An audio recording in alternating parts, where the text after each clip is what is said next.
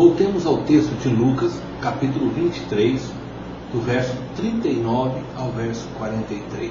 Diz assim: E um dos malfeitores que estavam pendurados blasfemava dele, dizendo: Se tu és o Cristo, salva-te a ti mesmo e a nós. Respondendo, porém, o outro repreendia-o, dizendo: Tu nem ainda temes a Deus, estando na mesma condenação? E nós, na verdade, com justiça, porque recebemos o que os nossos feitos mereciam. Mas este nenhum mal fez. E disse a Jesus: Senhor, lembra-te de mim quando entrares no teu reino. E disse-lhe Jesus: Em verdade te digo, hoje que estarás comigo no paraíso. Hoje nós vamos estar falando sobre a segunda palavra de Jesus nos últimos momentos de sua vida aqui na terra como homem. Olhemos neste momento então para aquela montanha solitária, onde estão cravadas 3 cruzes e Jesus está no meio delas. Bom, ao seu lado, 2 ladrões. O mestre está pregando seu último sermão. O seu púlpito é uma cruz. O seu auditório, apenas 2 pessoas. 2 homens que nunca quiseram saber nada a seu respeito. 2 ladrões. Homens que rejeitaram muitas vezes o apelo divino e, como consequência de seus erros, estavam ali, ao lado de Jesus, pendurados na cruz, esperando a morte. O primeiro ladrão olha para Jesus e diz o seguinte: Se tu és o Filho de Deus, salva-te e salva-nos.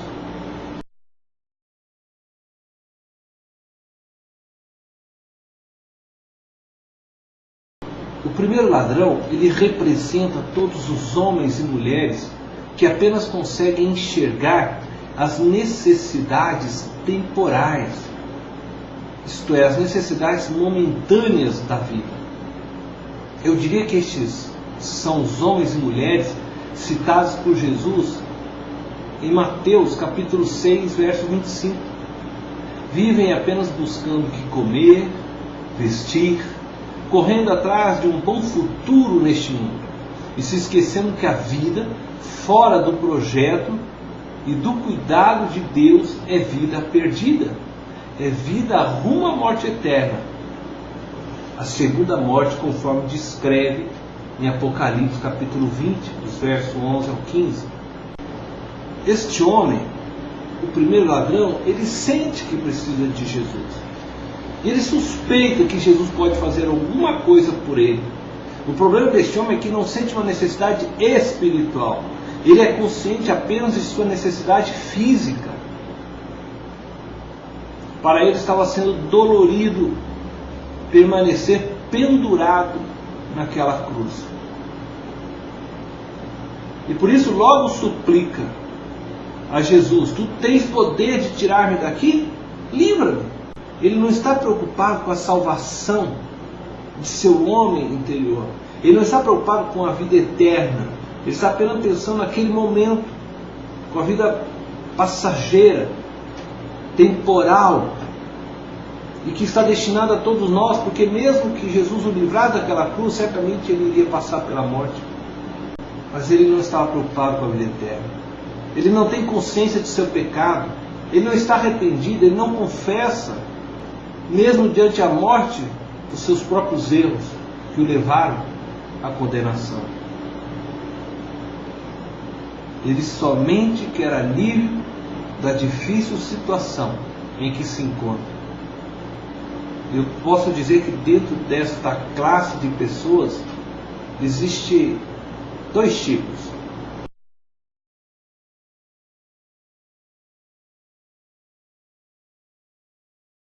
A primeira classe são os céticos, os incrédulos. Creem apenas no Jesus histórico.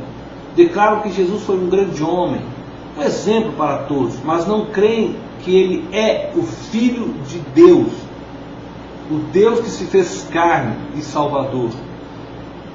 O texto diz que este ladrão blasfemava. Blasfemar é ofender, insultar, difamar.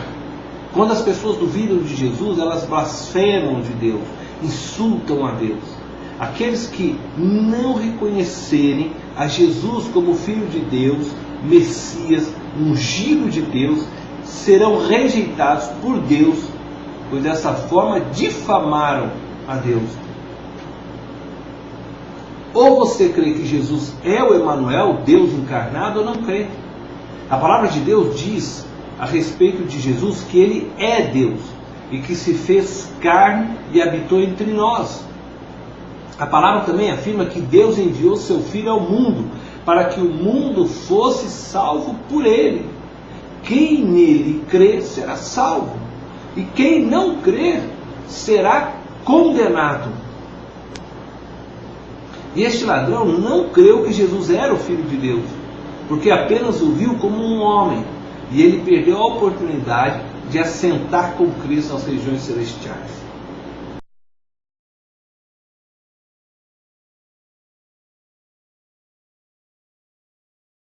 Uma segunda classe que surge como este ladrão é aqueles que parecem filhos de Deus, mas não são. Este primeiro ladrão nos mostra a realidade de todos os tempos. Milhões e milhões de pessoas seguem a Jesus simplesmente por interesses terrenos. Aquele homem se voltou a Jesus e conversou com Jesus, mas pensando apenas na sua necessidade momentânea. Muitas vidas estão tão perto de Jesus, mas ao mesmo tempo estão tão longe dele. Preste atenção, porque estes não entrarão no reino de Deus. A palavra de Deus nos diz que só entrará em seu reino aquele que fizer a vontade do Pai. Só participará eternamente da vida de Cristo aquele que permanecer nele e guardar os seus mandamentos, conforme nos mostra João em seu Evangelho, no capítulo 15, verso 10.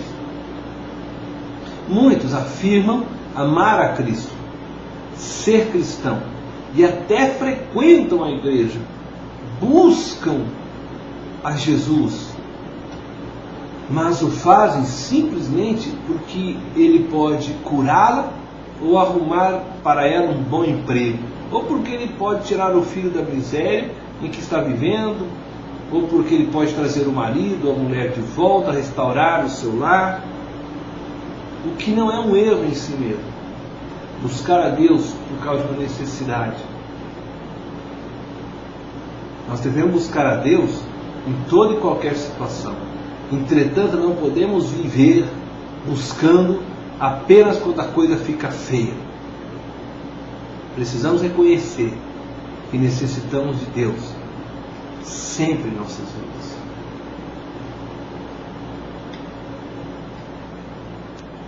Deus não é uma caixa mágica para resolver nossos problemas e depois aguardamos até o surgimento de um próximo problema.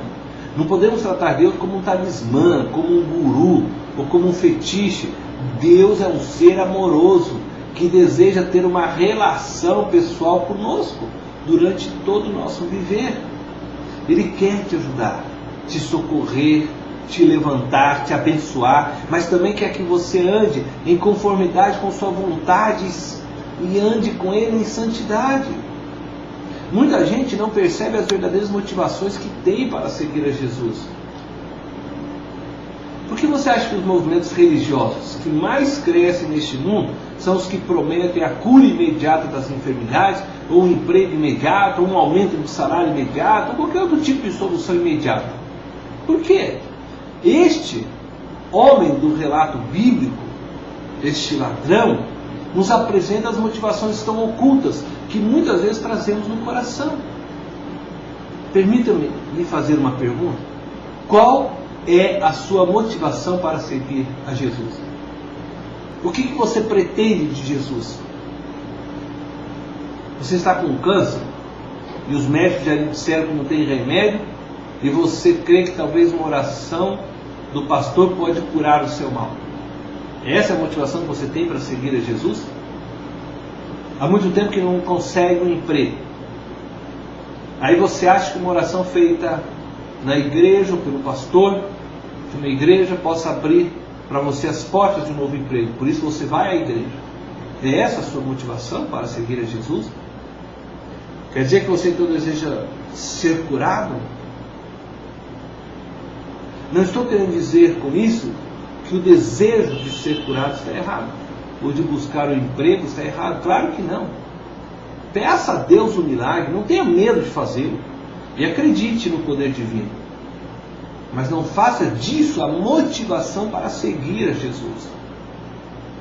Você deve segui-lo por amor, pelo desejo de servir e não de ser servido. Segue-o independentemente de ter seus desejos realizados. Segue-o porque Ele é Deus e o criou para ter com você uma relação pessoal profunda.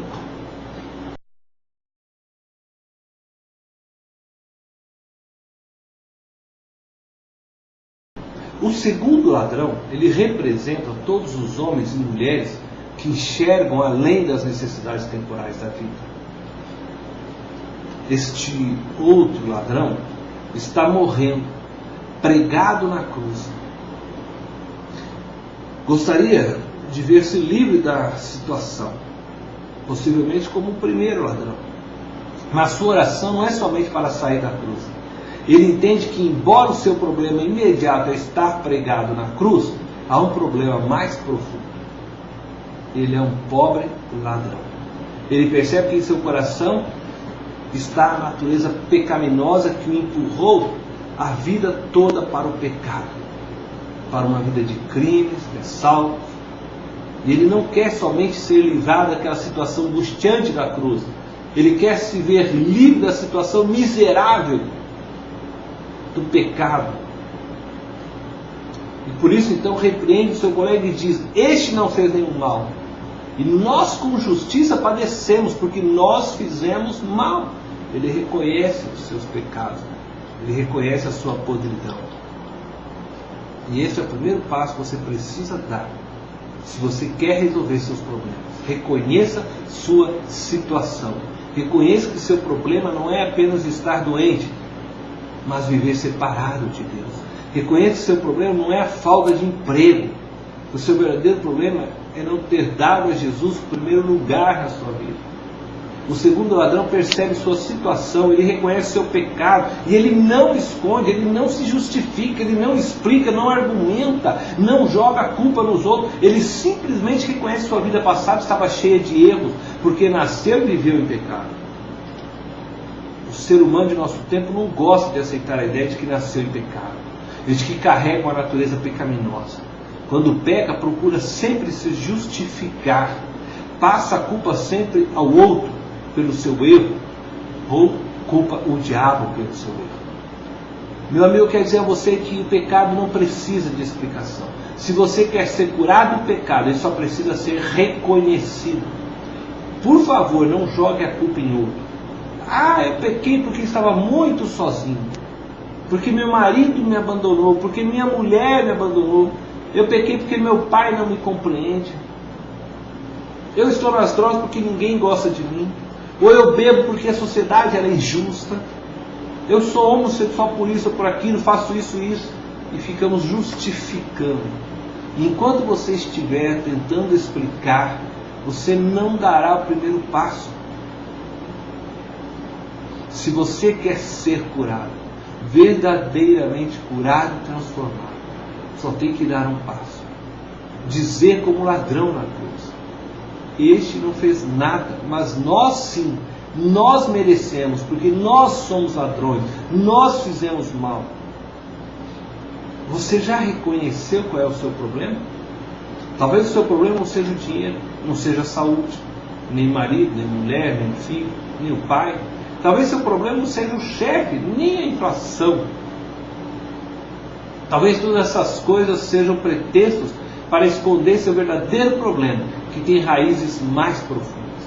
E se você tomar consciência de sua situação, se a reconhecer e a aceitar, você já terá dado o primeiro grande passo na recuperação.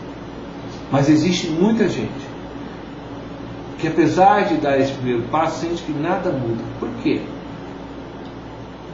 Em minha vida eu tenho encontrado muita gente que sofre terrivelmente. E de alguma maneira, depois de tanto golpear-se na vida, reconhece que está errado. Mas não dá o segundo passo, que é clamar por ajuda. O que teria acontecido com o filho pródigo se lá no chiqueiro, no meio dos porcos, ele tivesse reconhecido, como ele reconheceu: olha, eu estou aqui sofrendo porque fugi do meu pai, sou um pecador perverso e mereço viver e morrer entre os porcos. Mas se tivesse ficado ali sem pedir ajuda, seguramente teria morrido entre os porcos. Se ele não retornasse, se ele não voltasse para o pai e pedisse perdão, ele estaria vivendo ainda até o fim da sua vida no meio dos porcos. Não basta eu apenas reconhecer que sou pecador e dizer que não vou mais pecar. Eu preciso tomar uma atitude radical para mudar a minha vida. O filho pródigo, ele se levantou e foi em direção ao pai. Em alguns momentos temos que parar, reconhecer nossa situação e clamar pedindo ajuda. Fale em seu coração com Deus: Senhor, o meu problema sou eu, o meu temperamento, o meu caráter, não tenho paciência, eu explodo por qualquer coisa, não tenho sabido dominar meu temperamento. Este é o meu problema. Meu problema não é meu patrão, o meu problema é o meu temperamento, eu sou impontual, sou desorganizado, este é o meu problema. Eu não tenho forças para sair dessa situação sozinho, preciso de tua ajuda. Reconheça, fale com Deus. Há um outro aspecto do texto que eu gostaria de ressaltar. Aquele segundo ladrão, ele reconheceu Jesus como um rei. Ele diz: lembra-te de mim quando entrares no teu reino. Então não basta aceitar Jesus como Salvador, é preciso também aceitá-lo como rei. Porque se você o aceitar apenas como Salvador, você estará aceitando unicamente o perdão. E receber apenas o perdão, você continuará dominado pelo pecado. E compreenda isso, por favor. Quando Jesus o perdoou, Ele não perdoou para você continuar derrotado. Quando Ele o perdoa, Ele também o transforma para viver uma vida vitoriosa. Hoje o mundo cristão está querendo simplesmente um Salvador. As pessoas parecem não aceitar Jesus como rei.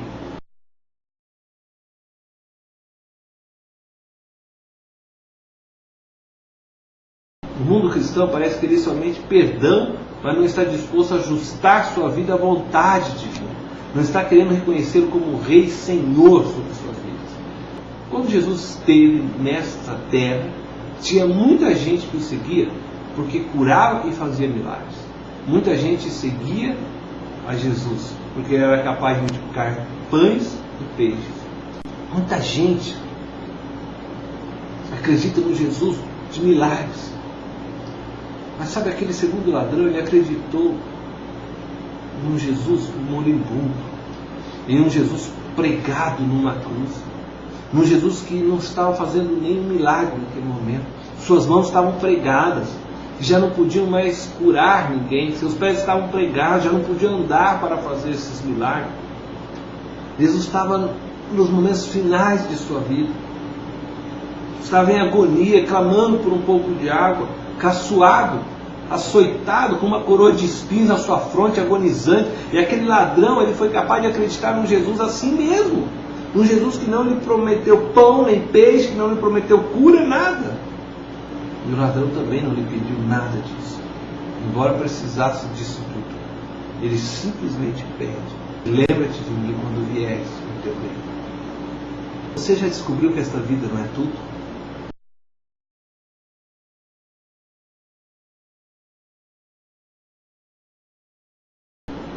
Já entendeu que você não veio a este mundo só para trabalhar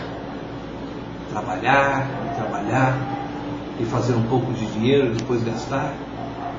Já entendeu que os 80 anos aproximadamente que se vive nessa terra não é tudo? Já entendeu que Cristo está voltando e que quando Ele voltar virá para estabelecer o seu reino, Você está pronto para se encontrar com o seu rei, com Jesus? Você já o aceitou como Salvador e também como o Rei e Senhor da sua vida? Então, eu falei do primeiro ladrão, falei do segundo ladrão, mas eu quero falar da segunda palavra de Jesus.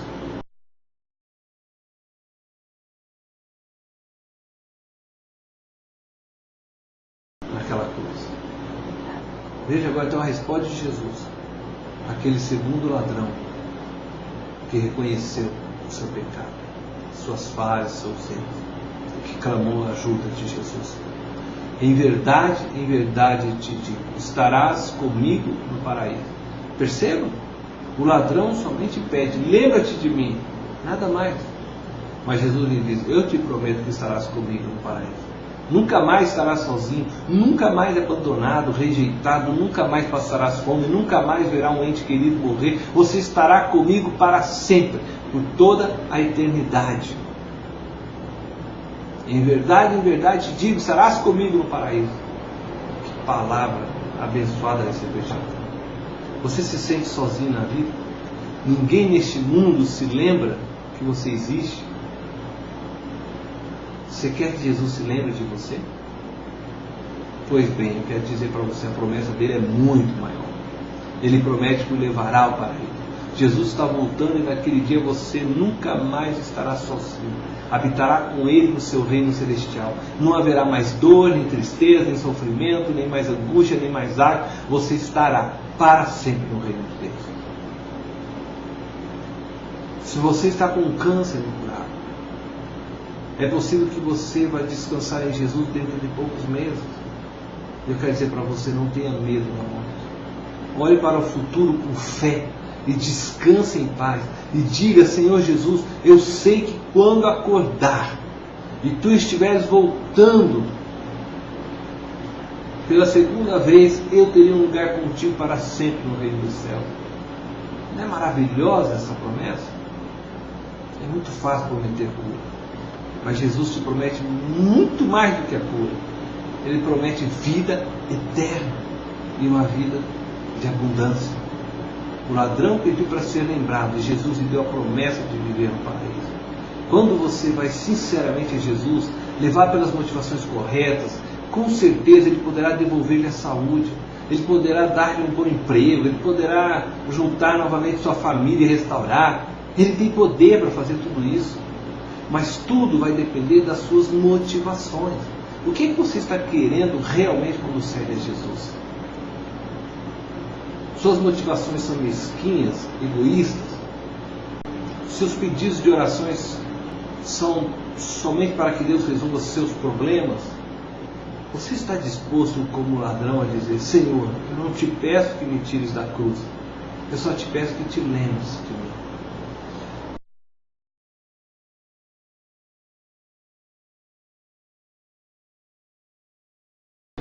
Termino essa mensagem dizendo o seguinte: Jesus pregou seu último sermão lá naquela cruz e ele teve 2 ouvintes. Um deles buscou Jesus apenas por motivos egoístas e não conseguiu enxergar a dimensão da bênção espiritual. Fechou seu coração e morreu sem esperança. O outro também queria ser libertado da cruz, mas isso era de menos. Ele enxergou a sua situação miserável de pecador e ele clamou por perdão, pediu salvação. Jesus não o tirou da cruz, não o libertou da morte. O ladrão morreu, mas morreu com a esperança, porque Jesus disse, ainda hoje estarás comigo no paraíso. E no reino dos céus você poderá contemplar e conversar com este homem transformado. Ao longo da história humana, sempre houve 2 tipos de pessoas: aqueles que dizem sim e aqueles que dizem não. Aqueles que conseguem enxergar o verdadeiro reino de Deus e aqueles que simplesmente estão pensando em resolver os seus problemas imediatamente e não conseguem ver a vida futura. Em que lado está você? Quais são as suas motivações? Um dia eu quero ir ao reino dos céus. Quero buscar a casa onde mora o homem que Jesus transformou na cruz. Eu quero bater sua porta e dizer, olá, você poderia me contar a sua história na cruz? Seguramente que ele dirá, sim, entra, senta aí. E eu nunca me cansarei de contar aquela história. Naquele dia na cruz eu vi o Senhor Jesus agonizando. E eu sabia que Ele estava sofrendo por mim. Ele não tinha feito nada de mal. Eu sim. Minha vida era uma miséria. Eu estava morrendo naquela cruz ao lado dele. E eu não conseguia enxergar a dimensão do seu amor durante toda a minha vida. Mas naquele momento eu clamei por ele e pedi que se lembrasse de mim. E olha, ele se lembrou. E é por isso que eu estou aqui hoje. Ele me deu vida eterna. Então eu poderia dizer àquele ladrão: que maravilha! Você teve a oportunidade de vê-lo com seus olhos físicos e de ouvir sua voz. Eu na terra nunca tive a alegria de ver Jesus com os olhos físicos, mas pela fé também enxerguei a minha miséria. Também entendi que Ele morreu por mim e eu o aceitei como o meu Salvador, como o meu Senhor e Rei. E sou eternamente grato a Ele, porque me trouxe para viver aqui em seu reino. Qual será a sua história depois da morte? Jesus tem um lugar para você naquele reino. E é possível que nessa vida você não consiga tudo aquilo que materialmente você poderia conseguir. Mas Deus tem um lugar preparado para você.